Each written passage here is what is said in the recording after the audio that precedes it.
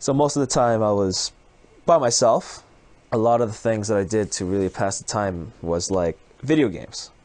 I think the first serious tournament he went to was the one I ended up running. I used to play with the Fall River crew. It was the Ninja Turtles. It was Crazy Jones, Hayato, Roga, Eve, Unknown Force. He understood the game like decently well, but you would never have guessed he was going to be one of the best players in the world at that point. I was doing okay.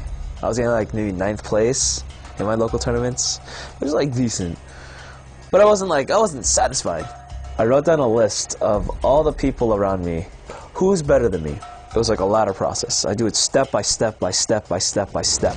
I went to a tournament on the East Coast randomly, but I didn't have a partner. I asked around on the boards, and one guy offered. His name was Korean DJ.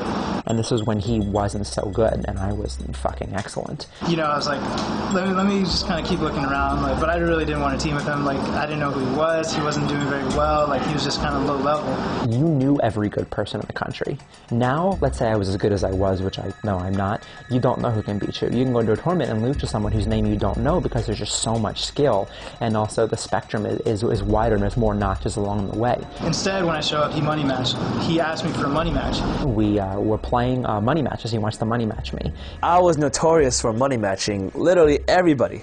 I don't care how good you are. I don't care if you're Ken. I don't care if you're PC Chris. I don't care if you're Isaiah. I'll money match you $5. Truth be told, I spanked him. Like, I messed him up. I creamed him and he said, again.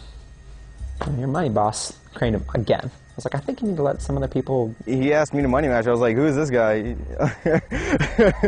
He intentionally knew at first he was going to lose a lot of them, but you have to factor in the money. He was paying maybe $5 or whatever it was to get matches with the best players, and they were going to be taking it more seriously than they would in friendlies, where they almost never play seriously and almost always sandbag. And then he goes, okay, we'll rematch again. It's like, all right, sure.